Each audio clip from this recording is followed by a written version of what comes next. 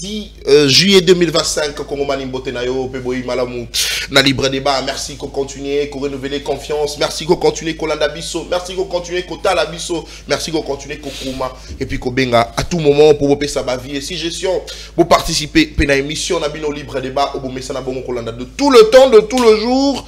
Sur CML13 Télévision, chaîne Excellence PA, professionnalisme. Allez, c'est parti pour cet échange patriotique. Naba, éminent débatteur sur ce plateau. Donc, on réfléchir, Naba, sujet d'actualité, mais quelques informations d'entrée des jeux. Et c'est que justement, il y a lobby, il y a ouverture, il y a dossier, il y a procès,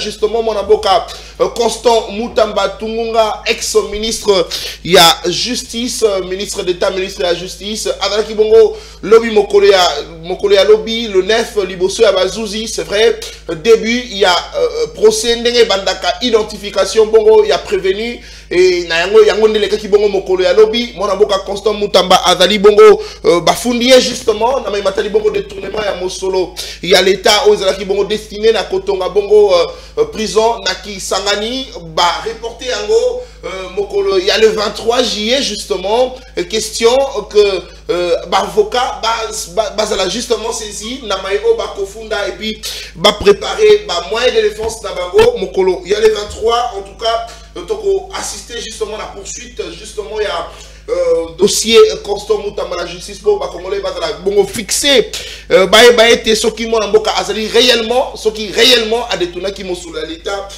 ou pas là c'était justement l'information et Sengeli Bosimba Peboyeba Namokolo Alelo mais aussi certaines sources écolobela bongo tentative il y a coup d'état manqué contre un chef de l'État, c'est justement une information haute aux yeux à travers les réseaux sociaux qu'on ne confirme pas sur ce plateau à libre débat. Bakofunda justement Monamboka, le général Chiwewe, ancien chef d'état-major, il y a République démocratique du Congo, il y a armée Mboka Nabiso Congo, Bakofunda et Balobi était, il serait justement à la manœuvre, dans le bangon conditionnel parce que je ne confirme rien, il serait à la manœuvre, Balobi directeur de cabinet n'a arrêté, Yepé, Azali Kibongo interpellé, Balobi était, généraux Missou Soupé, Bazali Bongo interpellé, en tout cas, c'est une information qu'on ne confirme pas sur ce plateau, mais ils allaient justement, suspicion, Maïto Koyoka, n'a pas voix ébélé, Oyotoko confirmé sur ce plateau, mais en attendant justement que justice Tabiso Aïba Bongo ko éclairer situation, Toko Bongo ko Pesabino,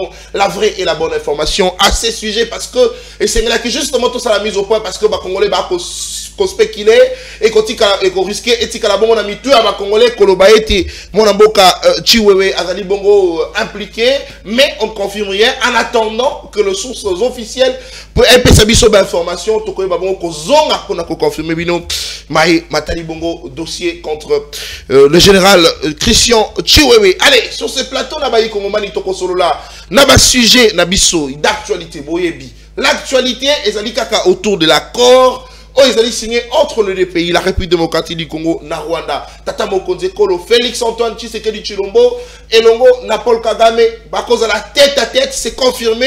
Na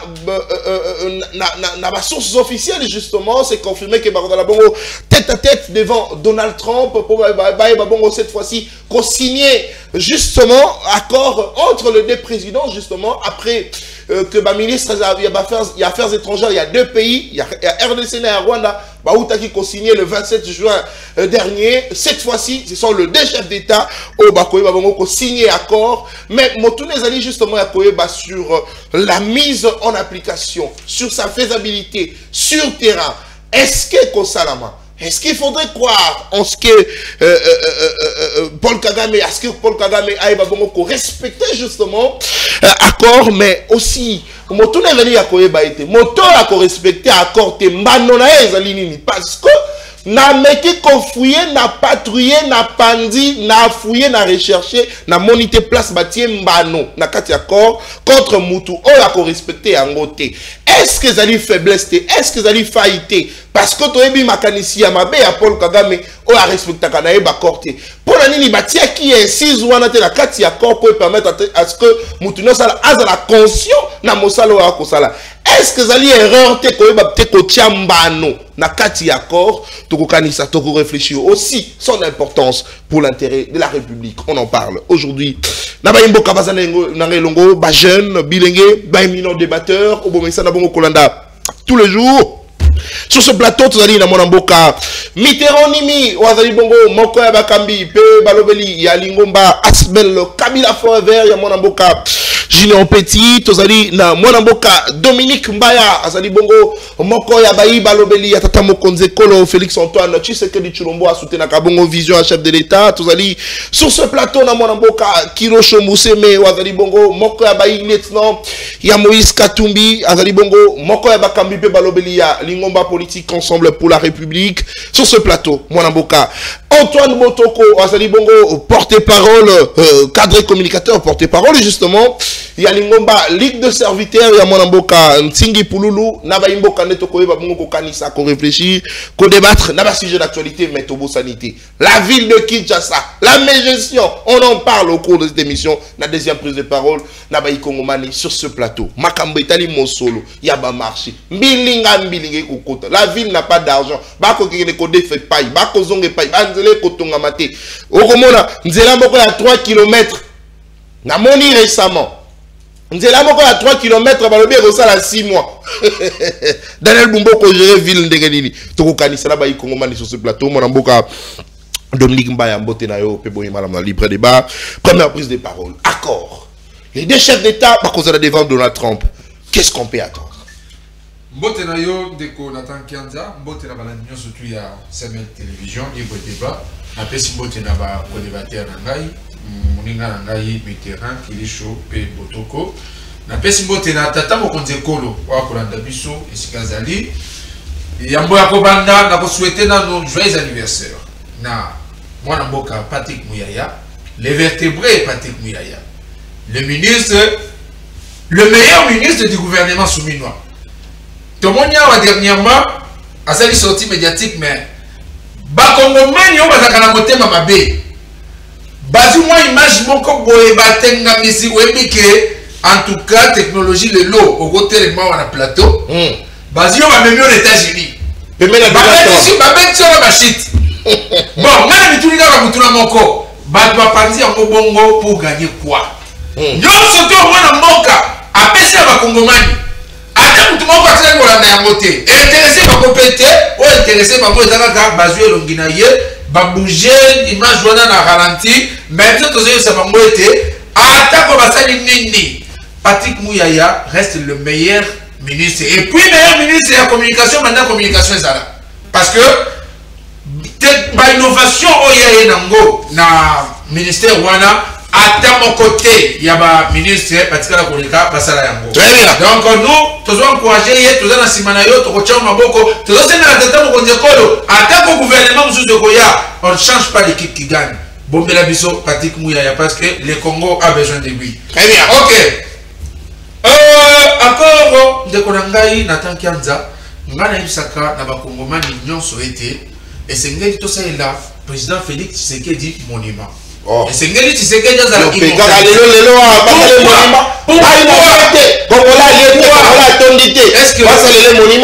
est-ce que vous évitez que ce que tu me la kabato bali akate. Est-ce que tu me la bato baluka ko no ko liate bato bakima kanani pour battre la bomoi. Mais bato bako détourner. Bato bako détourner bako kangaka bango pe bako kendaka boloko yo so mona. Donc ça pour tout et ça nango débattre. Mais tata mokonze kolo tango afani na bokonzi na ye asali diagnostic ya problème. Akuti ete problème oyo a décelé non surtout oyo zoto kisamboka raison pour laquelle banguna baye babani ko agresser biso batyo surtout bamoni a utiliser ma possibilité bakanu non surtout ezaki possible pour être bitumbe c'est dans la carte mboko. Parce que na carte ya guerre tozali na front militaire tozali na front diplomatique communication et à front. Donc sur tout ça l'ensemble de tout Félix Tshisekedi Abimi Molongi Molongi ndenge nini mwana boka biso ba congolais biso c'est la kotika ba congolais la suspense Abimi Molongi ndenge nini il faut ko expliquer mwana boka vous allez na maloba Félix Tshisekedi a biso accord wa biso lelo ça a été bitumbanyo surtout bakomisa Congo pendant 30 ans et kozalaka les sous-soutés. Félix a collé quand même Congo kotika na kimia. Félix a collé quand même minerai à Congo et kozala protéger. Félix a collé quand même kotika développement en cours à travers accord. Toujours kana accord basinyaka yango de bonne foi. Na yo kende ngozoloba otuni lobi est-ce que ceux qui mutatuni atosi accord était mbalo na ye kozala nini? Donc bakenda ko signer accord basinyaka yango de bonne foi, ba exécutaka yango pe de bonne foi. Parce que mon avocat a précisé que tu es maïle à Mabé à Paul Kagame. Il y a un sali en côté. Paul Kagame a dit que c'est pourquoi? Parce que partenaire na Mounene et Ali Qatar. Oui, que Qatar a dit actionnaire majoritaire na Rwanda Airways. Qatar a dit partenaire actionnaire majoritaire na usine ya raffinerie ou la Rwanda. Qatar non seulement le tourisme na Kati Rwanda, Qatar a investi na Kati. Donc, Rwanda a jamais a ce problème ni na Qatar ni na États-Unis. Parce que là, tu le dis, fini les blagues. Tu vas venir à la mesa, tu vas commis, tu tiens la mesa, tu vas venir à la sika oyo, tu vas t'emboler là. Tu vas venir, Montignon surtout a une mission na Kati ya Rwanda, RDC a une oyaye, Rwanda pe a une oyaye. Montignon surtout a une obligation ya kotosa accord Rwanda. Parce que ce que tu as cité, vous voyez que Rwanda est déjà sous sanction. Rwanda est sanction. Sanction Union européenne a sanctionné Rwanda. Les militaires rebelles à Rwanda va sanctionner. Donc, il faut apporter une non, sanction, oui, mais il faut apporter une ça joue beaucoup dans il faut pas oublier ça. Ça joue beaucoup. Parce que, moi, l'Union européenne a reversé la Rwanda pour la refaire fonctionner Rwanda. Rwanda a besoin de le sous-souter. Mais je vous l'ai dit. Rwanda a besoin de le sous-souter. Minerai Rwanda a frauduleusement. Pour il y a pour régner à développer un bon canalier. Tous les gens qui transparence, à possible de le sous-souter. Donc, Rwanda a raffiné bon pour la Rwanda, il n'y a pas. Boulos azali bongo secrétaire d'état américain alobi yango mona mo interview tanga accord na kati ya accord bakomi ni pas que minere na biso kolongwa wa bakende ko rafiner yango na Rwanda parce que biso to tempola na bakomi to tempola na ba émotion abakité to mona kiawa nani ndeko na biso Biden azalaki mutu azalaki awa akipaki mote mais tant toi payer aye alobi na eko tchakimia RDC za moko ba partenaire na ngai raison pour laquelle les lois va produire accord donc ceux qui ont lobby conseiller à lobby conseiller azali moto akoleka même surtout dans la ndela makomi conseiller spécial de la makomi etel ko loba ni pas que minere na biso ekolongwa wa ekatsa na Rwanda pour akende ko rafiner yango donc ceux qui na boyem ça na ba congolais les alliés na mbongo yo Félix Antoine Tshisekedi Tshilombo ali na posa ya soutien ya ba congolais nyonso divergence nyonso de ma opinion parce que Moka Ndemoutou est allé en danger et Félix vient de sauver le pays. Félix a sauvé le pays et avec pendant la poste de soutien, il y a des Congolais nyonso. Et si nous sommes allés, de l'autre sur mon côté, soit encore Tanga, au côté de ce qu'on a dit à Koro, na émission, na Tangi à Koro, bandé Tisuka. Et donc, il y a des na comparé à mon naba, au moins à l'époque, robot, Bataka, Bazamenga, Batukizanga, donc on a un mot pendant, on peut ça yo, et il y a continué à dire que on va faire ça. C'est-à-dire, oh, Bissot, Balobi, Bissot, on a perdu. Yo, nous avons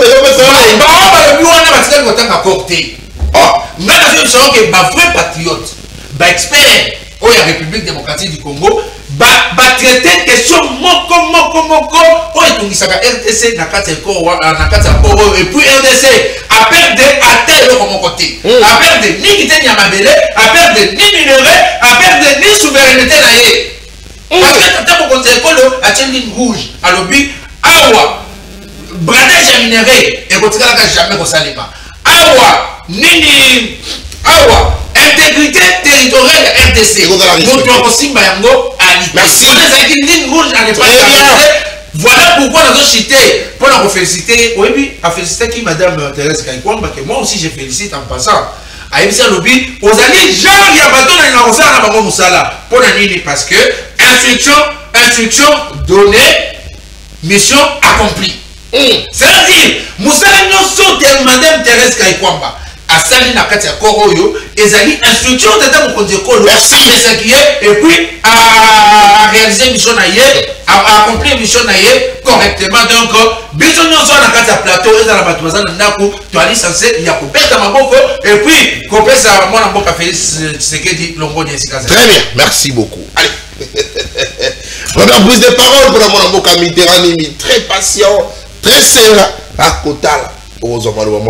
Allez, otika ngai na pesa mbote na moninga na ngai Joël Boutandu ngai na eto e bakana biso anglais te abengaka Madame Thérèse Wangler biso do yeba na biso ko bina mo yebi anglais boloba ela bataka baloba ngondeke ni biso be ngai Wangler Madame Thérèse Wangler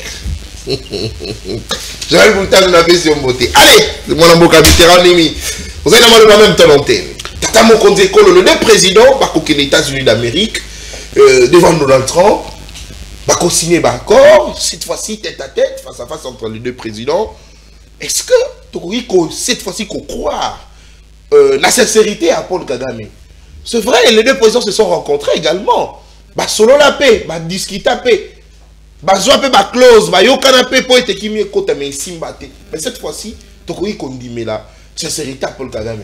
Réellement dans merci beaucoup Ndonanga Nathan Kianza, merci pour l'estime, merci pour l'invitation. Napesi ba Congolais na ba Congolaises mbote, napesi Ndonanga diaspora congolaise ya mokili mobimba mbote, et napesi pe ba débatteur na ngai mbote. Journée na ngai bandaki malamu mais dommage que Ndonanga ayo ko bebisa journée na ngai. Oh, Ndonanga bebisi journée bandaki malamu. Parce que dans Marambwa Koloba Awa, je suis vraiment estomaqué. Comment est-ce que na âge na ozo continuer na flatterer? Même Ndekoti Lomboye mo wayebi il a échoué. Même maman Marthe a dit que moi na échoué. Yo a ozo senga baba Kongomani batongela Ndekoti Lombo monima. Bakosa ele monima parce que sali batour koleka Mandela ou comment? Oh. Non, je me pose des questions. Eh, Moro, boti garano flatterie. Si vous avez le rosala la tête, fanda nandako. Sunga mama tana rosoko na basani. Oh. Atako kombo la lupang. Sunga mama. Vraiment, ezali passe na motema. Ko kabilo ko zali koloba. Ozali koloba Ndeko Tshisekedi, il a bien diagnostiqué les problèmes. Ndeko Tshisekedi, c'est un faux leader. C'est un vrai faux président. Non. Ndeko Tshisekedi, c'est un vrai faux président. S'il vous plaît. S'il te plaît. S'il te plaît. S'il te plaît. Mais Talisa Bisso. Élégance n'a battu. Je te dis que Ndeko Tshilombo, c'est un vrai faux président. Parce que en 2023, il a eu un projet de société où à Tambolagi on a tous les 145 territoires pour dire aux Congolais qu'il va faire la guerre. Oh. Mais s'il te plaît. S'il te plaît. S'il te plaît. Pendant la campagne électorale, vous avez vu le chef de l'État, il sera à mesure de déclarer une guerre contre le Rwanda. Je m'en souviens même. Sur Top Congo, Thierry Kambundi lui a posé une question. Alors nous devons faire la guerre contre le Rwanda. Aujourd'hui, lorsque mon ami me dit que le président de la République a sali diagnostic à Malam, diagnostic à Malam, il y a aucun éco bradé ba minéraux na biso. Alors bien bradé. Oh, ah tu ko ba ngwa a bradé même souveraineté na biso en violation de l'article 9 de la Constitution. Donc côté caminéré à bas Congolais. Donc cela veut dire que nous ne sommes pas à mesure de sécuriser notre pays. Il faut maintenant aller chercher d'autres gens, d'aller négocier. Et négociation, on négocier. Tu négocier en na position nini. N'est-ce pas la position de faiblesse? Na ina côté on a kati accord. Tokotanga na kati accord intégration bilatérale. Dans le cadre le parti lance et ou élargisse la coopération sur les priorités communes telles que la gestion des parcs nationaux, les développements hydroélectriques, les dérisquages de chaînes d'approvisionnement en minerais, la gestion conjointe de minerais. Ok? La gestion conjointe. La gestion conjointe. C'est un accord bilatéral. Cela veut dire estimé entre les deux pays, entre le Rwanda et la RDC. Maintenant, dites-nous, ici on nous parle de la gestion commune. Hein? Gestion conjointe ou commune. Le Rwanda Zali n'a pas parlé au Congo.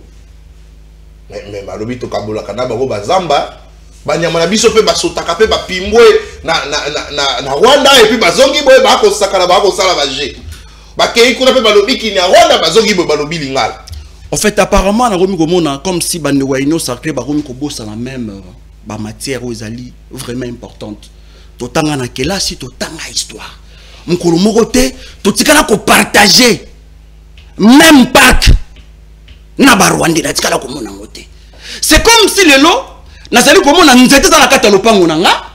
parce qu'une partie, nous étions avocat et côté pas voisin. Pour la bango, et comme il y a biso mibale. Non mais moi namboka ba voisin ba ça la rappel concession.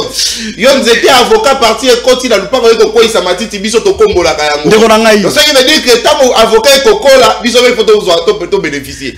Ndeko nanga yi. Ba voisin ba ça la rappel concession. Na lobi la yo boyi ndeko nanga. Obi tala tangi makambo ba ndeko ino so ba ali ka plateau. Ta ba ko lo ba ke par connaître la gabi somi balé na komi komituna est-ce que bateau yo ba c'est là ba problème na ba cerveau comment donc de ce fait et c'est que nous ça la ba salon na mituna bango parce que ba komi ko bossa la même histoire même papa Etienne Tshisekedi makambo na koloba ayebi yango mokolo moko te totanga na histoire baloba na biso que parc ya Virunga ezali parc ya deux pays non. Donc, s'il te plaît, une grande partie à la qu'on est allé à Bisso. C'est comme le nous avec le quoi le Congo Brazzaville. Mais sous ce fleuve Congo, et ça n'a qu'à Congo. Pour tous les voisins à Bango, tu que fleuve voisin est allé à Bisso na Brazza.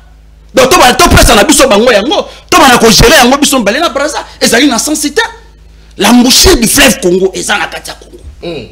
Est-ce que n'est pas ce que c'est que l'on a malam? Ce que tu as dit d'accord. Laver cerveau na bango papa. Ce que tu as dit d'accord.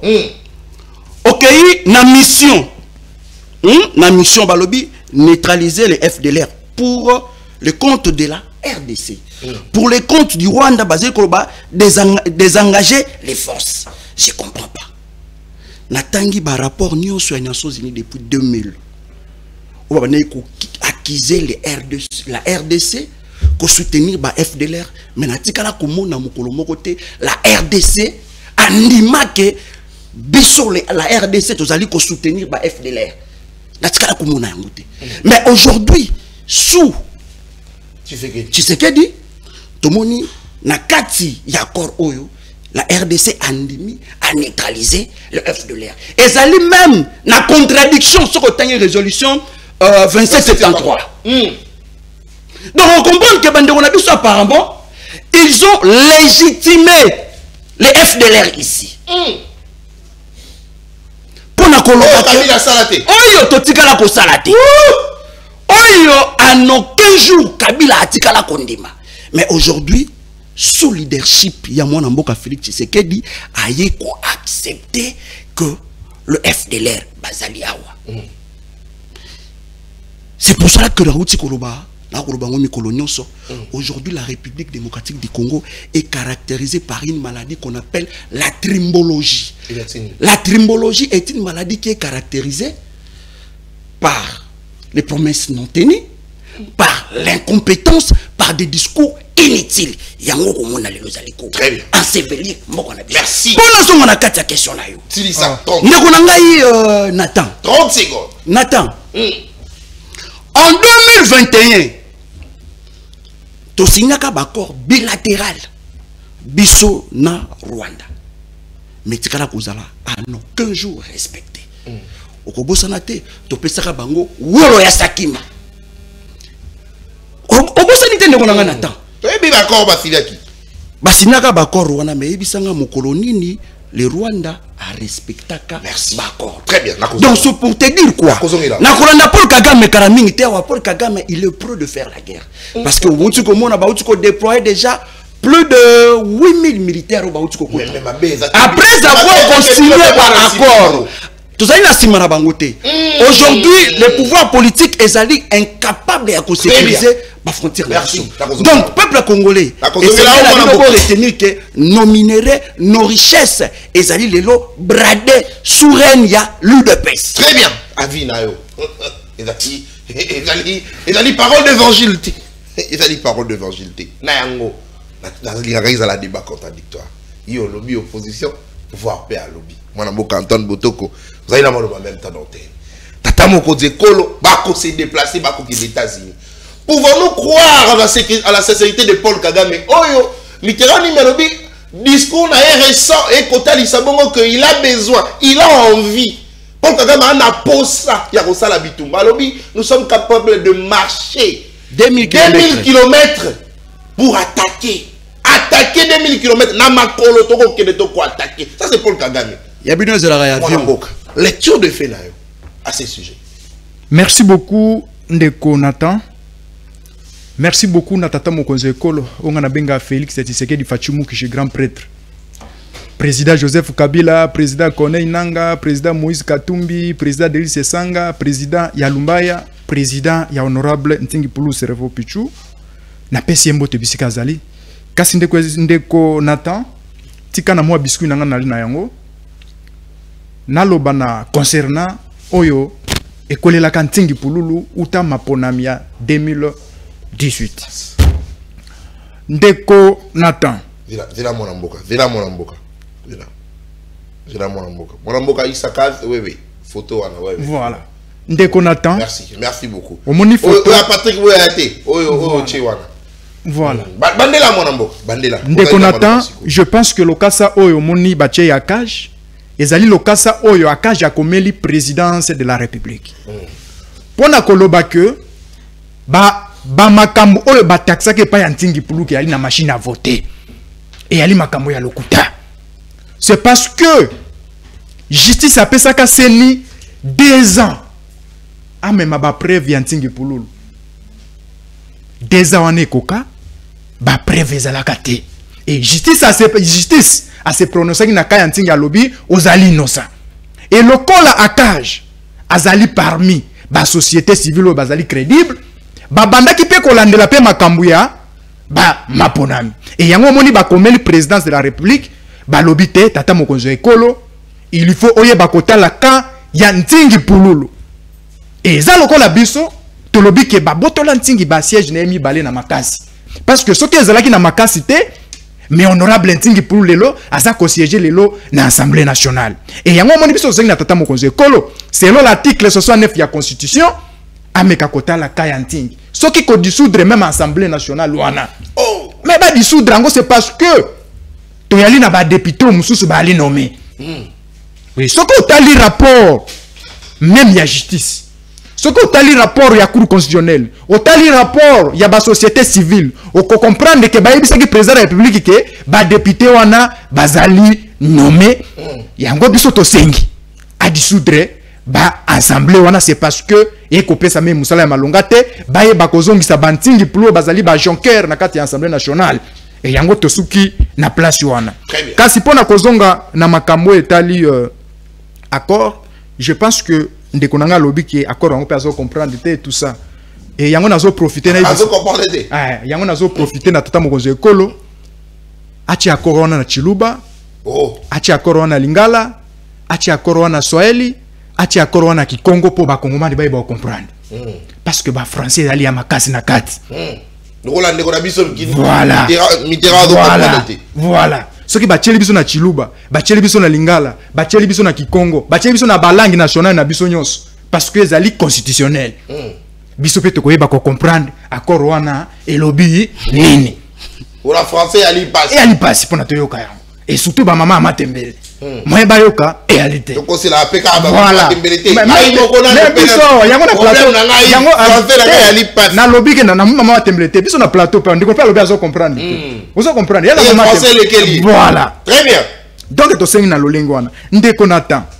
Accord oya to signé aux États-Unis ezali ba parmi ba meilleur accord. Meilleur accord. Oui. À quel niveau ezali meilleur? En quel à l'RDC atikala jamais ko sala nini ko signé ba accord à lolenge wana. Talisa biso. Na ko talisa bino. OK. Soki otali accord oyo to signé na États-Unis de 1 eza ko permettre biso po et affaiblir d'ailleurs l'M23. Et quoi affaiblir l'M23 lolenge nini? Très bien. Parce que l'M23 est soutenu par les Rwandais. Si quoi maintenant, le col la Rwanda a signé accord, parce que accord Rezali, les consentiments de deux personnes au bas se mettre d'accord pour suivre un objectif. Le col la Rwanda mutasunde na kabango. Le col la consentement na ezala qui pona ko luka kimia a signé accord que yé à côté ka ko soutenir l'M23 te. Maintenant M23 cause la faible, biso le pays démocratique du Congo to cause la capable ya ko bete M23. To ko bete makale. Et c'est ça aux hommes même tant que renforcer sécurité na biso Joseph Kabila Kimi. Ah. Mais na Joseph Bisayo. Ah, Joseph Kabila Kimi. Akimi. Oh. Asa suna goma te. Il faut ndeko aye Bisayo. Tant que Kenya. Oh, Kabila. Oui. Kaka lelo. Oui, amoni. Consultation, on a consulté. On a consulté pour que nous la Paul Kagame rapport. Mais oui. Ce rapport à Kabila n'a pas mon ami. Pourquoi pas Félix? Non, Félix c'est dit. Ici, accord à la République démocratique du Congo, et alliés différents, n'a pas accord Joseph Kabila signé. Parce que Kabila Joseph Kabila signé accord M23, Yemoka Zali na 4 M23, mais ils ont signé accord M23. Oh, mais oui, M23. Mais M23. Pour vous dire qu'il était à l'M23. Et voilà la conséquence. Si les Londres République démocratique du Congo, ceux qui ont accepté que tu signé l'accord M23, tu as un Kabila. À cause de la membre de M23. Et tant que tu as mon conseil écolo, à mon alobité, et l'okoyo, ils allaient pipongi mingi. Il lui faut token de Koluka na source. Nde toke ko signé na États-Unis. Toye bibi sonyos. États-Unis azali premier pays puissant dans le monde. Puissance nini? S'il vous plaît. Azana puissance ya armement, azana puissance ya économie, azana puissance ya makamunyos. La technologie avancée. C'est les États-Unis. Mais tant que tu as signé l'accord na biso, c'est-à-dire que consentement ya Rwanda ezalaki na kati. Si Rwanda aboyi koyoka akozala sanctionner na pays oyo et finance gaé. Et lelo loko biso to kosenga na kati ya accord. Ndenge président de la République, bazo kende kuna, il faut basa la commission de suivi ya accord. Commission oyo ekobanda kolandela accord wana soki nani ako respecter accord te. Mais est-ce qu'on dit que Paul Kagame va respecter? A respecter ndeko.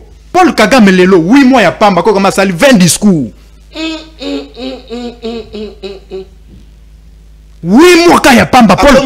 A combien agité afi net président Tshisekedi alobaki ya mbalo na ko répondre isusu. Boti komona auti na malade.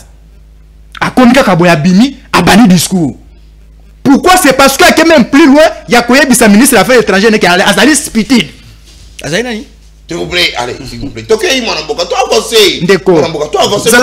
Pour après mission. C'est typique. Pourquoi tu as signé l'accord Rwanda?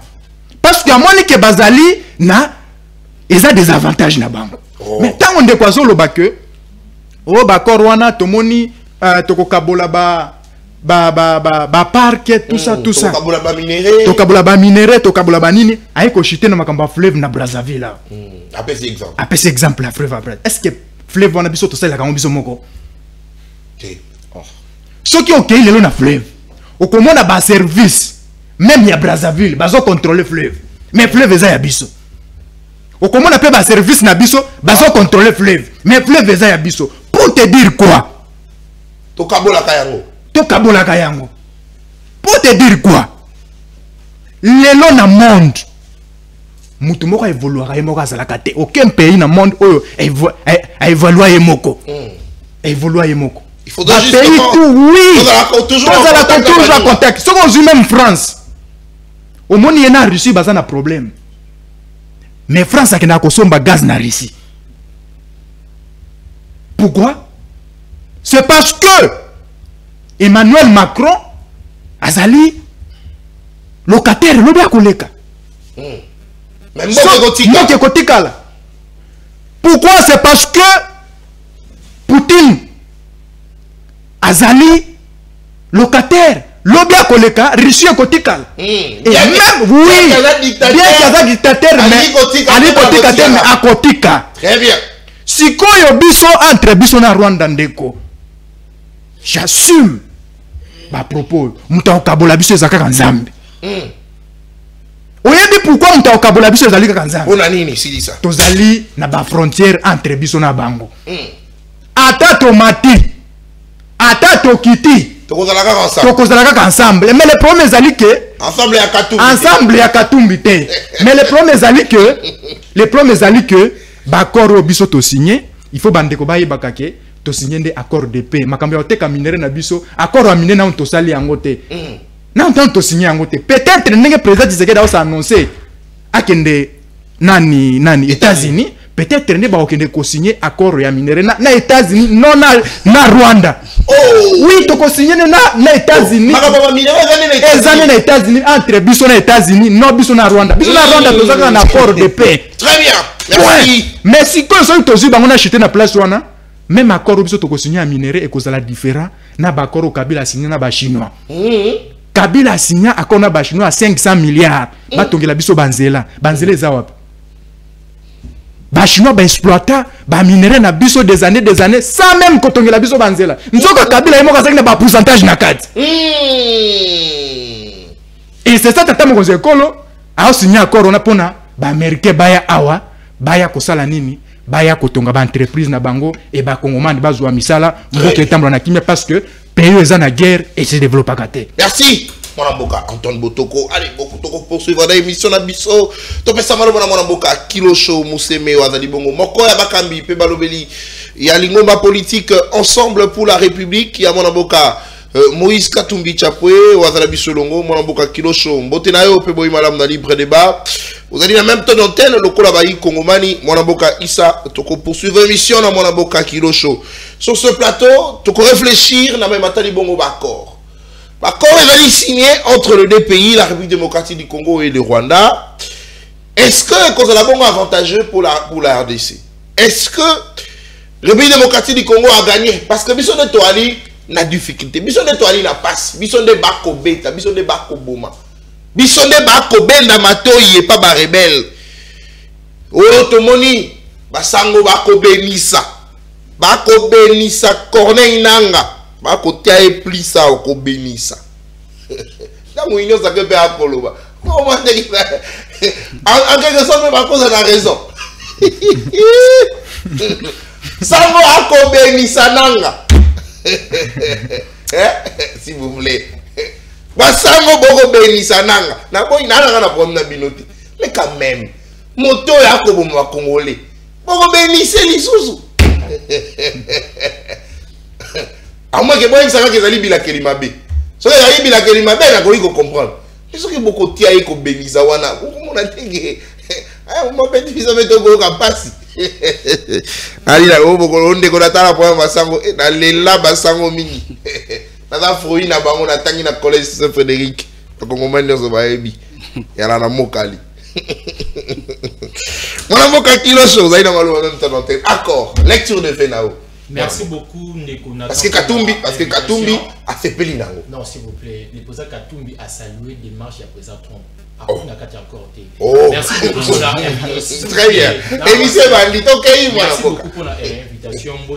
On partage le plateau na bango. On a baï Congomani particulièrement na ba Congolais au zana ba zone occupé au régime ya ben compétent ba abandonné na bango. Par rapport ya accord. Nayoki bandeko nanga que j'ai beaucoup d'estime Ndeko Dominique Mbaya na Ndeko Antoine du début à la fin na ba évoquer ta point mon côté na kata encore. Ba Tshisekedi régime Tshisekedi a gagné, Tshisekedi a salibou.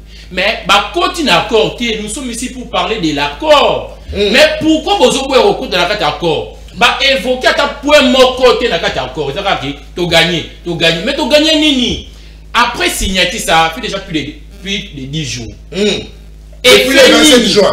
Et fait nini? Et ça sur le terrain. Aucun effet. Et vous êtes là pour nous dire que régime Tshisekedi va gagner l'accord. Ndeko Antoine Nasuka Zoloba, Kabila, a signé l'accord Yamabe, Tshisekedi a signé l'accord Madame, s'il vous plaît. Kabila n'est pas un modèle. On peut accepter. Mais pourquoi Bino Gomu ça la concurrence, il y a mauvaise gestion dans le régime passé? Le mauvaise gestion de Bino est comme justifié par la mauvaise gestion de régime Oyo. Et le cas, Kabila a jamais géré et Bukavu et Goma et les a occupé plus de 3 mois. Jamais. Kabila a République démocratique du Congo, 145 territoires. Aujourd'hui, est-ce que le président Tshisekedi a pris qu'il y a Goma à Bukavu? Or, qu'il était pourquoi? Parce qu'il est incapable de mettre en place une bonne politique sécuritaire par rapport à l'accord. Nakati Yakor, il y a 3 choses au Ngai avant Nakati, Bakongoman, il faut baïba. Nakati Yakor, il n'y a pas une condamnation, il y a Rwanda. Il n'y a pas une mention, il y a agression rwandaise. Nakati Yakor, il n'y a pas de mesures contraignantes. Donc les deux parties, mesures morales contraignantes des alliés. Cas de respecter. Accord, mesures contraignantes exactes. Et surtout que Balobi, à tout moment, mon parti m'a résidé là. Mesures contraignantes par rapport à l'accord exact. Condamnation, il y a Rwanda exact. Mention, il y a agression rwandaise exact. Donc par rapport à Nakati Yakor. Na évoqué na premier point intégration intégrité territoriale et interdiction des hostilités. Premier point Bolobani, respect de l'intégrité territoriale de la République démocratique du Congo et des engagements des forces levées des mesures défensives du Rwanda. Na deuxième point Balobi, respect de l'intégrité territoriale de la République du Rwanda, neutralisation des FDLR.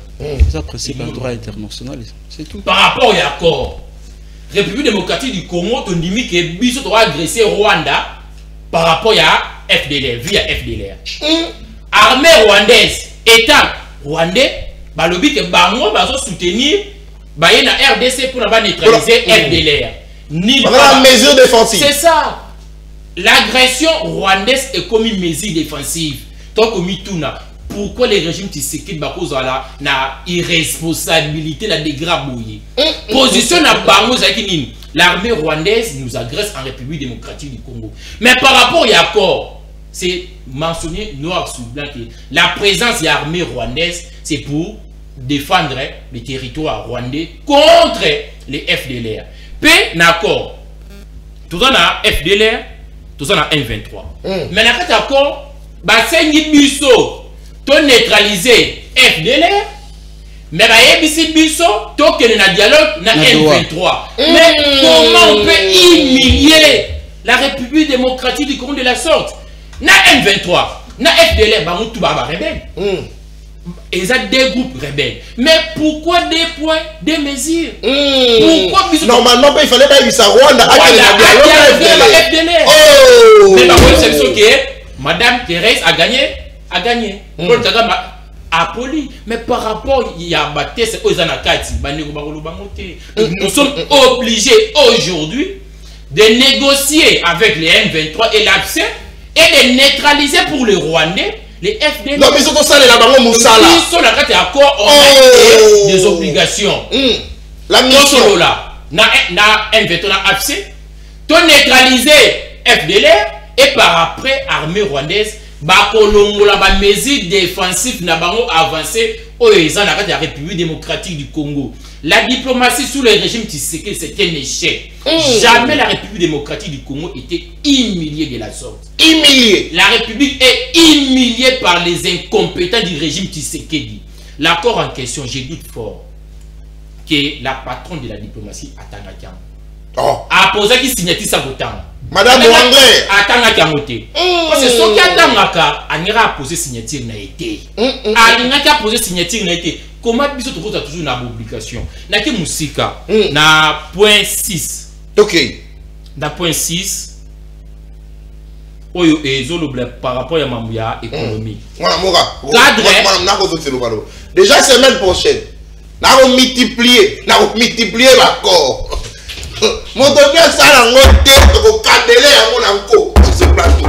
Mon tout il faut quand tu viens à l'émission il faut venir avec l'accord. On attend monsieur tu dois lire l'accord ici. Mon tout donc temps dit ça dans ma case. Parce que tu vas oh d'accord beaucoup tanga yango to multiplier mon canal to kabolango to populariser ngo na ba plateau de télévision mutu na mutu akozala nango tokei. Lorsque nous parlons de l'irresponsabilité du régime Tshisekedi, de l'incolérance du régime Tshisekedi et de l'impuissance du régime Tshisekedi Batmabouyaka. Mais na point 6, les cadres d'intégration économique et régionale. Premier tiré et zoloba intégration bilatérale. Il faut gérer les parcs nationaux. Il faut gérer la richesse na Rwanda. Il faut gérer na Rwanda. Centre hydroélectrique. Dans les pays voisins. Est-ce que tous ces pays voisins au battant en conflit? Pakistan a un raté. Pakistan est évolué. Inde est évolué. Corée du Nord et Corée du Sud a raté. Nous ne sommes pas obligés de travailler économiquement avec le Rwanda pour se développer. Nous ne sommes pas obligés. Si on a posé notre signature dans cet accord, c'est parce que on a un régime des irresponsables, un régime faible, un régime des incompétents. Parce qu'on ne peut pas comprendre, si vous prenez des Renata, on ne peut pas comprendre après plus de 6 millions de morts. Gérer ensemble les bacs qui n'a mis sur. Yo, comment la terre est na partie ensemble. Yo, quand on a si. On compte dire Katumbia. Non, s'il vous plaît. C'est là où on compte dire Katumbia salué encore. Non. Oh. Le président Moïse Katumbi était clair. Alobini. Alobiboui a payé 3 points pour mettre fin à la crise. 3 points après accord. Mais s'il vous plaît. Moïse Katumbi. Il a répondu aux autres signes sur l'accord. Si vous avez le Maman Mouyako, après tous les Maman Moïse Katumbi. Vous êtes dans le Maman Moïse. Et le Maman Moïse. Il y a ligne ensemble. Dans ça toujours. La droite ligne, il y a parti. Mais Katumbi a salué un mot yo kobo ya ngo ndenge. S'il vous plaît, la ligne na yebisa yo. Tokei. Le président Moïse Katumbi par rapport à cette crise. Dernier message na Yezakini. A salué des marches à président Trump. Engagement à président Trump. S'il vous plaît. Ah, Velanano. Mais non, pas mais mon amoka, Donald Trump, Velanano. Donald Trump y est mon côté à l'aller à la Moukelobi, n'a aussi sa problème. Non. Bisson est ok et pas naïe, n'est andimi. Pour votre il fallait normalement assurer là. Il fallait avant de féliciter Tata Félix Tshisekedi pour y aller à sortir quoi, il n'est pas Trump. Donald Trump, Tata Mokonzité n'a qu'une verrier. Mais et bon, il est là qui s'il vous plaît. Tata Mokonzi a qu'une vers Donald Trump on a accord économique RDC na États-Unis. Point. Donald Trump n'a cahier des charges, n'a programme naïe. Merci. Il avait promis qu'il a retiré Kimia na monde. Raison pour laquelle na dossier na biso na Rwanda azo c'est missé. Azali na idée le père ton négé. Non. Même promesse à campagne électorale naïe. Promesse à raison que ça Kimia na monde. Il y a accord d'éco.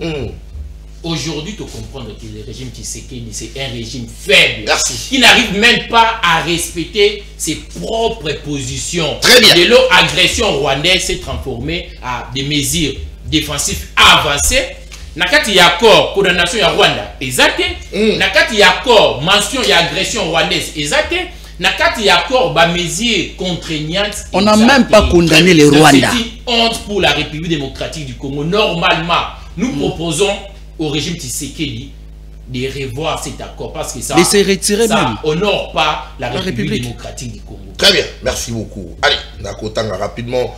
Mon amboka Sunganga Natanga rapidement document à cage rapidement pour la deuxième prise de parole. 5 minutes chacun. Pour s'organiser aussi ici émission rapidement. Mon amboka Isakaz document à cage. Oh, ils a dit bongo.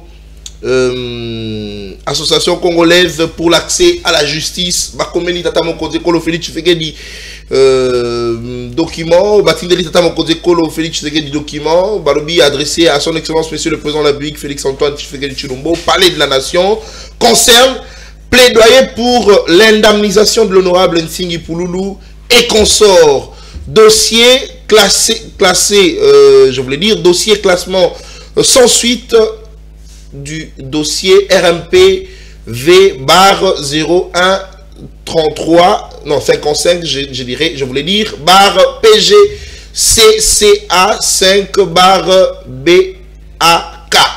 Ils allaient bongo mokanda oyo akage et komeli tata mokonze kolo oyo justement bako senga bongo na Félix Antoine Tshisekedi Tshilombo ayeba bongo ko indemniser mwana mboka Nsingi Pouloulou oyo asalaki bongo victime ya injustice na matali bongo élection oyo lekaki bongo na le 23 na décembre 2023 oyo batali saki bongo était que mwana mboka Nsingi Pouloulou bakangaki bongo na machine à voter balobi était à trichaki une élection asaka kaye mokote parce que Akage parle de Nsingi Pouloulou et consort. Balobi indemniser bango justement parce que le dossier est classé sans suite.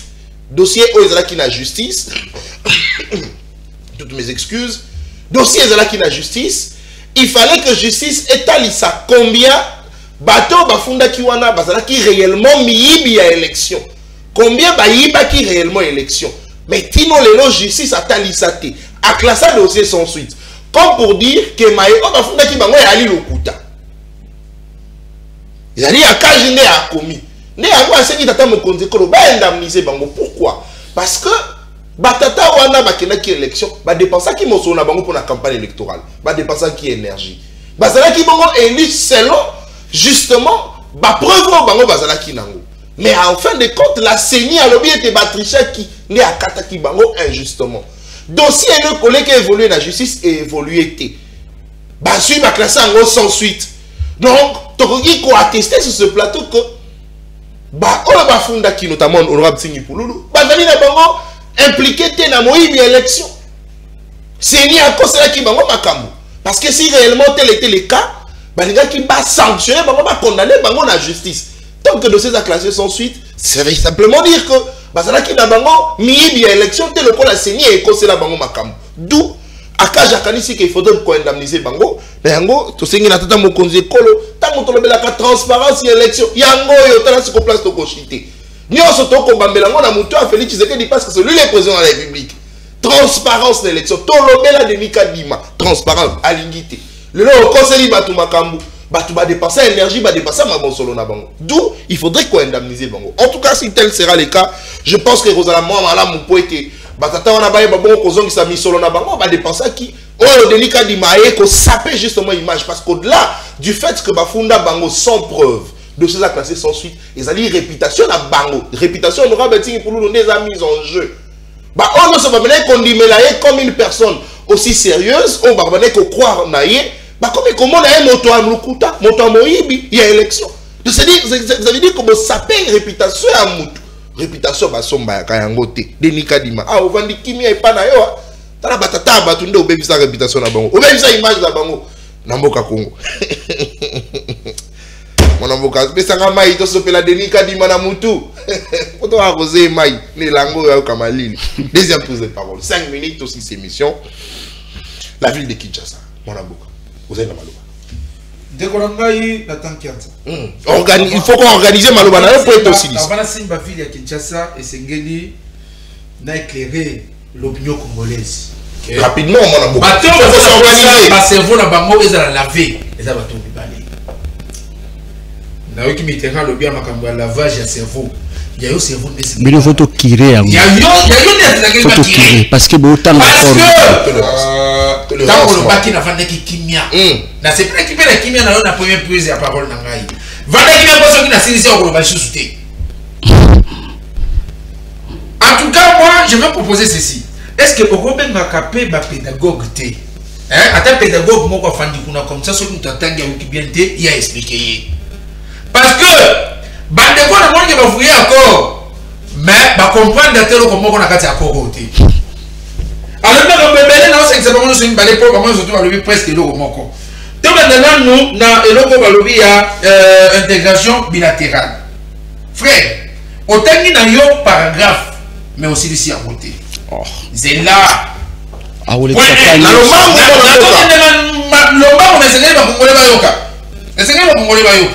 intégration bilatérale attends la lunette c'est là monsieur intégration bilatérale bazalo babalobi voilà intégration bilatérale nazui dans les cadres dans les cadres le parti lance et ou élargisse la coopération sur des priorités communes telles que la gestion des parcs nationaux, le développement hydroélectrique, les dérisquages des chaînes d'approvisionnement en minerais, la gestion conjointe des ressources des lacs Kivu et des chaînes de valeurs minières transparentes et formalisées de bout en bout de la mine en métal transformé. Yoka sika baboyi kotanga. Si ça va. Yoka sika baboyi kotanga qui relie les deux pays. Ainsi soit dans yo soto batangi ezali ko ezali ko relier les deux pays. Oya biso oya bango ezali ya bango mais on ezali ko relier les deux pays. C'est là où esengeli bato bavanda basolola baye bato ko gérer yango lolenge nini wana nini bandeko bana motema mabe okosa bakongomani ekoti papa wana nini bana motema mabe okosa bakongomani kokole na sengio kanga akor mobimba tina suka na soki vocabulaire yango ndezo poser problème nazonge pa Mitterrand mpona koyebisa ete en 1976 Bachangona Kikongo. En 1976, Rwanda, Ouganda, Burundi, Bakaya, Communauté économique des pays des Grands Lacs, CPGL, ça existe jusqu'aujourd'hui. Et c'est que nous avons changoté. CPGL existait depuis 1976. CPGL est une société de voilà, Sénélac. Oyo yali ko produire électricité zo partager yango na Burundi, na Uganda, na Rwanda, pe RDC. DG ya Sénélac alali Rwandais. Ozoka, DG alali Burundi, financier alali Congolais. Oya biso ya RDC. Cette société fonctionne jusqu'aujourd'hui. Si c'est qu'elle est au coup de yango, elles ont continué à fonctionner. Ozoka, nini oyo ya sika oyo bango balingi bayebisa bakongolais oyo esalema nanu. Merci la vie boto kolobi yango awa bien biso frontière na biso na Rwanda kaka nzambe nde moto akoya kochange ezali moko ya bafrontière oyo ezali fréquente makasi ya bafrontière nyonso to ya mokili bato balongwaka na RDC bakoti wana balongwe na Rwanda bakoti RDC problème ezali nde ezoko se poser na niveau ya balider politique. Conclusion soki nake plus loin c'est là et ça tout na BGL banque des pays de Grands Lacs là moi makwana o existe akati le lot et fonctionnaka tozoka mais soki le lot to lobi que tozali na Lac Kivu tozali na gaz o Rwanda zo exploiter kuna Lac Kivu c'est biso mibale est-ce que biso pe tokoki kovanda te tozola po toyeba na kati ya nini wana oyo Rwanda zo exploiter biso tozoka nini parce que là les biso mibale. Merci. Pourquoi ça pose problème? Très bien. Allez, bateko batika le président Tshisekedi le bio 10 jours c'est l'équipe et fait mauvaise qualité. Monsieur, et la liste qui est en portée. Dans la porte na soka ba so ba lobi après signature d'accord et c'est même un comité moko conjoint en place monsieur. On va checker comité Conjoint en place va passer à montrer un jour. Lui nous parle de 10 jours. Tanga. Très bien. Tanga encore et dans annexe dans connexe la kati. La veste ba pesi bango 3 mois. Très bien. La minute yo ba commencer kai ba délégué ba si la kai ba zo constituer comité wana esengeli Qatar ana na ba délégué na kati. Esengeli États-Unis ana na ba délégué ba siéger na kati. RDC na Rwanda, bamonde bakolanda suivi. Merci beaucoup. Comité wana ego salema dans 10 jours, ego salema dans 30 jours, mais ils ont hors de l'été. Parce que ma personne bango 3 mois. Très bien, merci beaucoup moi. Très bien. Bon, allez, on a fait le bâti. Et bon, alors ça, na j'étais dans le dossier à vie. 30 secondes mon amboka. Le col là, tu es dans le dossier à ville. Permettez-moi de féliciter Bourgmestre Kinshasa. Bienvenue Balibi. En tout cas, hier, Azali qu'on s'est démarqué dans la mauvaise gestion de la bâtiment autour de Bazingi Bumba.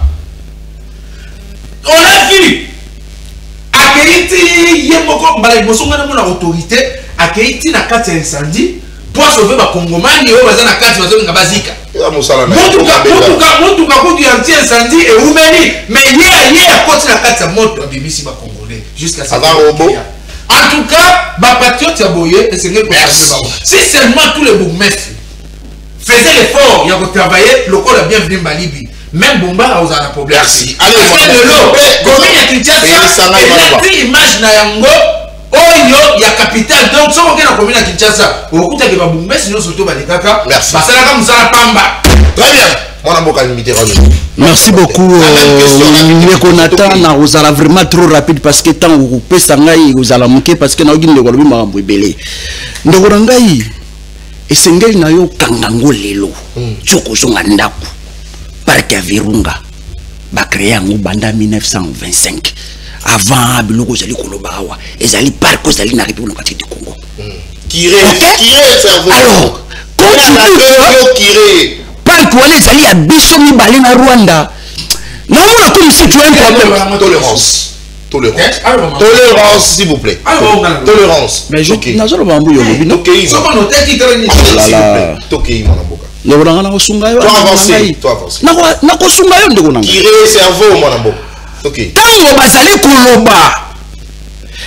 intégration bilatérale.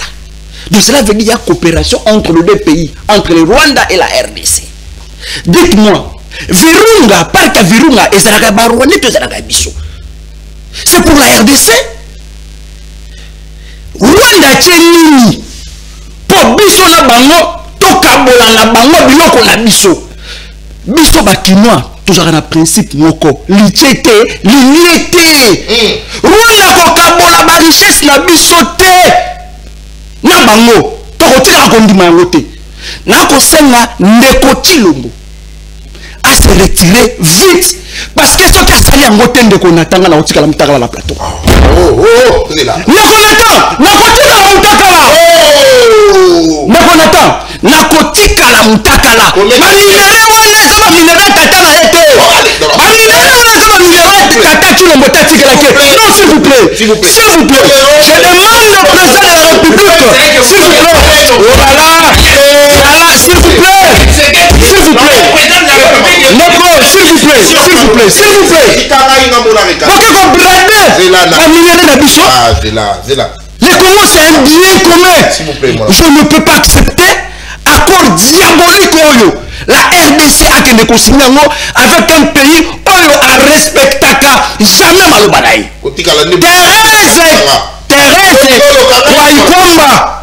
Thérèse Kwaikwamba. Un journaliste éminent. Un journaliste très intelligent. Na kombo ya Louis France. A tout à quand la paix et qu'on s'en va l'obina yébité. Donc maintenant on signe encore. À quand la paix voilà qui vont la Israël Motombo. Voilà. A qui qu'on signe encore. Mais il y a yébina été quand est-ce que tu es reçu à la Katsamboka. Est-ce que je comprends les contradictions? Mais on a autant à prendre pour la cité les wana. Je pense que pour les amis qu'on s'en a passé. Désengagement, désarmement et intégration des groupes armés non étatiques, afin de promouvoir une cessation durable des conflits et de réaliser le potentiel économique de la région. Les partis soutiennent les négociations en cours en suivant entre la RDC et l'AFC, avec la médiation de l'État du Qatar et des Doha. Merci. Est-ce que je comprends? Donc aujourd'hui, nous allons signer des accords. Tous ceux qui ont signé accord accord na Rwanda et la deuxième position toujours négocier l'accord na ba M23 et ce qui accord Rwanda signami mixage na brassage et kosalama faux et ndeko na ngai zala kimia mixage na brassage et kosalama oh il y a une loi qui a été votée baboyaki mixage na brassage mais ba M23 balobi sengi na ba déjà négociation sengi justement l'Assemblée nationale ba lever mesure wana. Voilà, donc tu vas comprendre que Maronalobi n'a consulté. Ok, la page 4 s'il vous plaît. Parce que va réfugiés et déplacés internes. Cela veut dire quoi? Il y aura un retour des réfugiés. Oh, bakena ko se réfugiés na ba pays lokola Ouganda, ba pays lokola ba Rwanda, ba pays lokola ba Kenya. Or, le mois de février, tout le monde qui est assez pour la la statut spéciale pour la Goma et puis pour la Bukavu. Ça veut dire quoi? Je crois que les réfugiés wana o bakozongi c'est la biso. Merci. Une grande partie et que ça va congolais. Très bien, merci. Et ça va. S'il vous plaît. Allez, s'il vous plaît. S'il vous plaît. Une minute. Non, une minute. 30 secondes. Ici, je suis en train d'interpeller Daniel Bumba. Pona, Bana ya Mangafula, particulièrement Bana ya quartier de Mandela, communément appelé Tchad, Bandekowana, Bazali Komituna. Est-ce que Daniel Bumba a yeba kabango?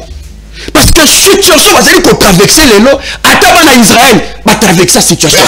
Les lots pour Wabana Bamila, pour qu'on maintienne tendance. Papa, maman, il faut foutre 5 000 francs. Merci. C'est pour cela que Bako Senga Daniel Bumba a côté comme Nabango. Ce qui Daniel Bumba, mon asso Kokate, n'a pas qu'on recommandé à que nous soyons attaqués. Parce que nous sommes allez, mon amboka autour de Botoko, même ton hôtel. La ville de Kinshasa, rapidement, aussi dit ça. Mon amboka Gilo Chomalo. Merci beaucoup. Souci que vous avez la ville pour ça Kinshasa qui correspondre na makambo pona senga ki déjà bakor ba komango na Chiloba. À ta disposition mo ba komango na Kikongo. Parce que tant on de quoi azoloba intégration ya groupe armé. Na kati ya FARDC. Azo bateke na kati ya ba groupe na este kuna ba groupe armé zale belé même ba kongomani baza na kati faut bazo bazo ngisa ba na armé. Oh, peut-être ba afsi ça c'est tu comprends maintenant? Tu comprends? On a plus de temps, il faut pas comment on a Chiluba pour comprendre. Vous comprendre. Maintenant on déconne rapidement lobby, Tshisekedi va condamner à nani Rwanda tout ça. Non, déco. Il va condamner à monde nini. Il faut pas le bakar et Yosa Mtumabo Zabo français ont le bac clair. Il y a coup Moïse Katumbi coutu, parce que le qui a félicité encore. Moïse Katumbi attend mon papa va condamner Rwanda tika jamais que ça la yangote. Kaka simple boy. Parce que moi si naya zali rwandaise.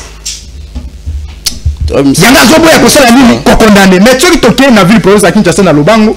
Je pense que Daniel Bumba est compétent. Daniel Bumba na misano so ko salisa na ville province à Kinshasa alika kana 3 engins. Mais oui, au monde le timo liao. Lobi ke ko timo na Bongolo.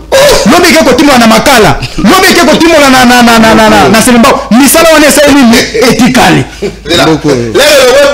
Il y a Bongolo telemi. Et ils ont ça la rotation. Qui est quoi besoin de place est-ce que vous allez bander la main. Ndoza comment na lelo que Daniel Bumba a kokokate. Daniel Bumba autorisé. Daniel Bumba kangi caisse. Ezala bawenze ezala banini babiro bato bafungola pona kokende komela masanga ba kermes ati yango na directeur na cabinet ne mtazo gérer kaka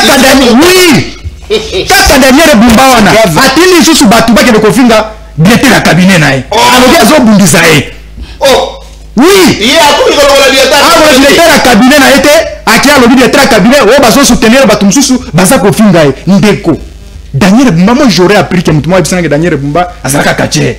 Oui. Et il y a un moment que Daniel Bumba Zali est compétent dans la ville province de Kinshasa. Ce qui est plutôt courageux à Zali.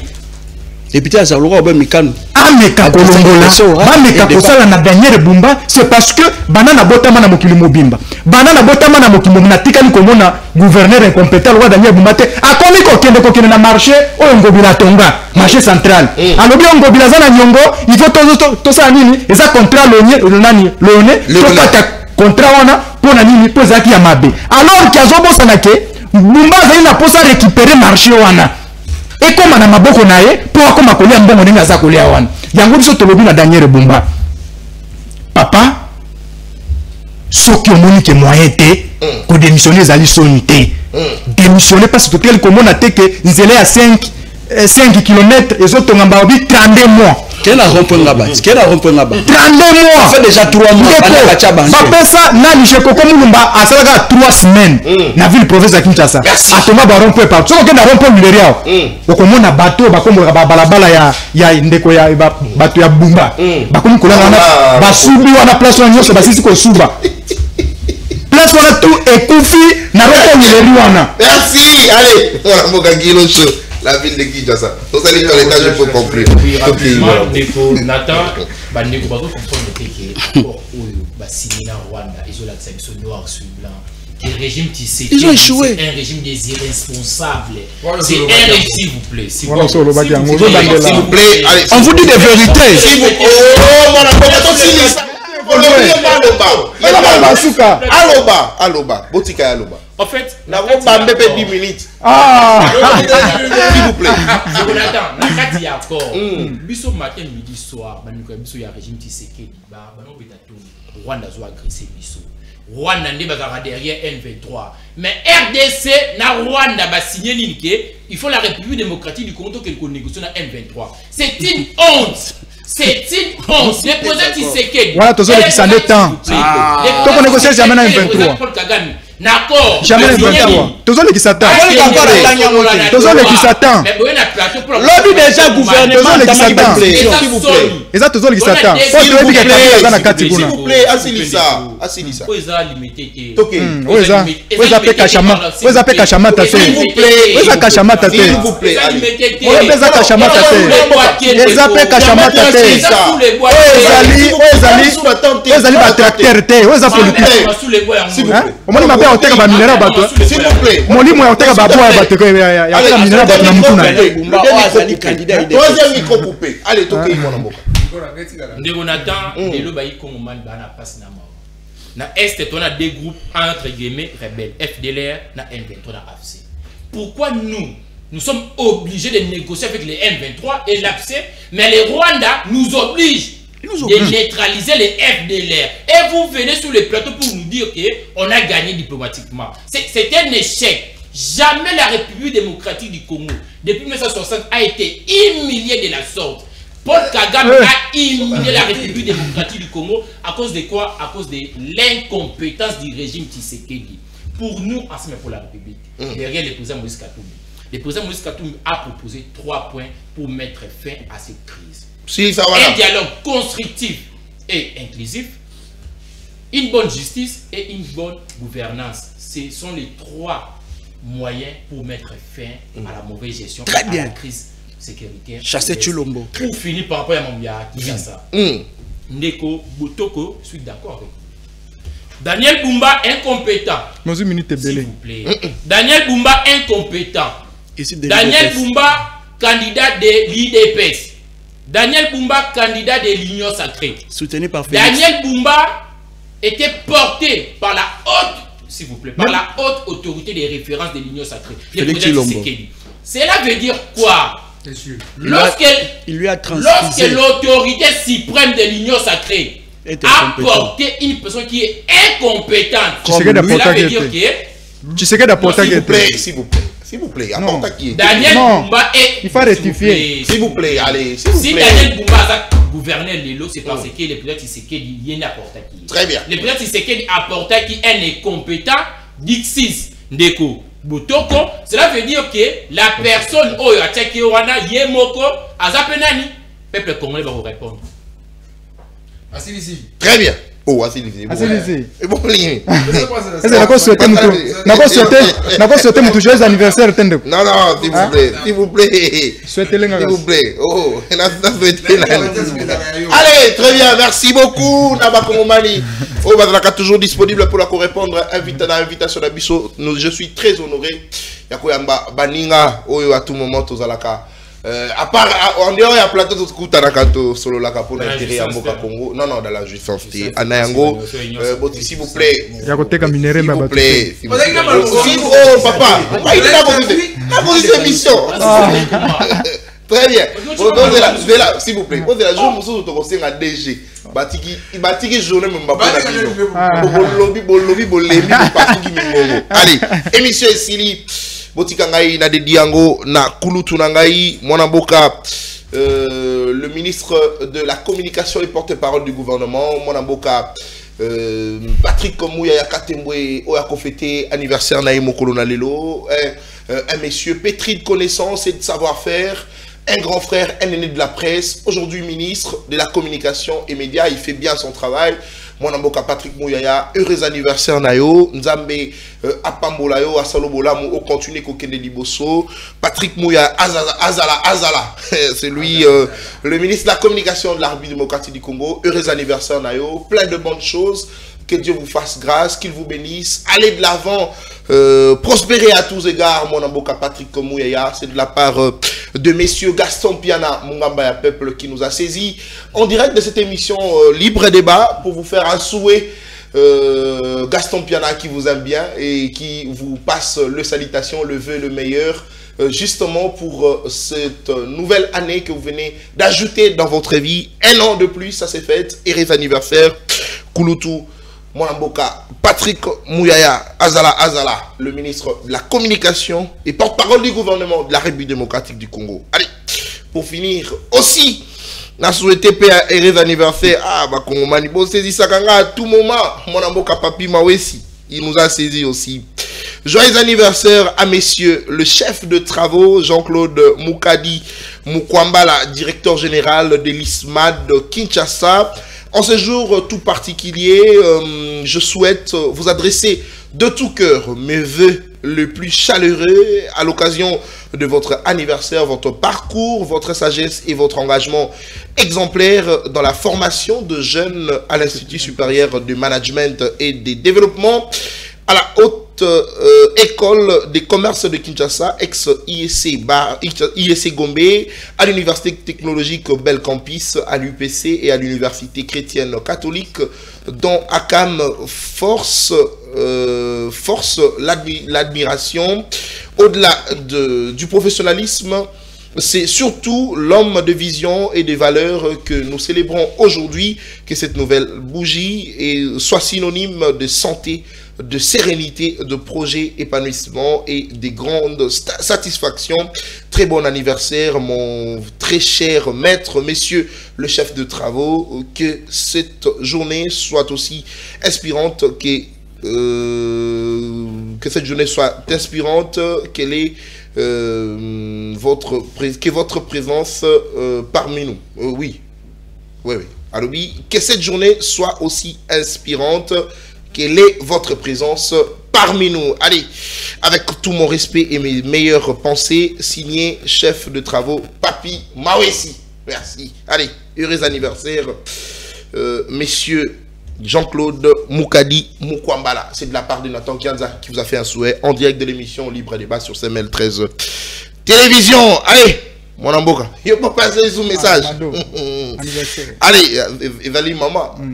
Madame Mado, heureux anniversaire Nayo. Madame Mado Olambe, c'est ça? Madame Mado Olambe. Allez, Madame Mado Olambe, heureux anniversaire Nayo. C'est de la part de mon amboka. Antoine Botoko, vous avez invité Nabiso sur ce plateau à Sengito Salabino Souré en direct. Il y a émission Libre Débat. Heureux anniversaire, plein de succès. Nzamba Pambolayo, Abatelayo, Oken de Liboso. Vous allez bongo maman malamu pona bisobana. Vous allez bongo maman malamu pona entourage nayo. Heureux anniversaire, un an de plus, ça s'est fait. Nzambe Apambola. Et monsieur Sili, Antoine Botoko, merci. Mon amboka Kiloche, merci. Mon amboka Mitterrand, merci. Mon amboka Dominique, nous allons marquer le bâtiment. 10h30 le au revoir. Jean-Alé Bakolo.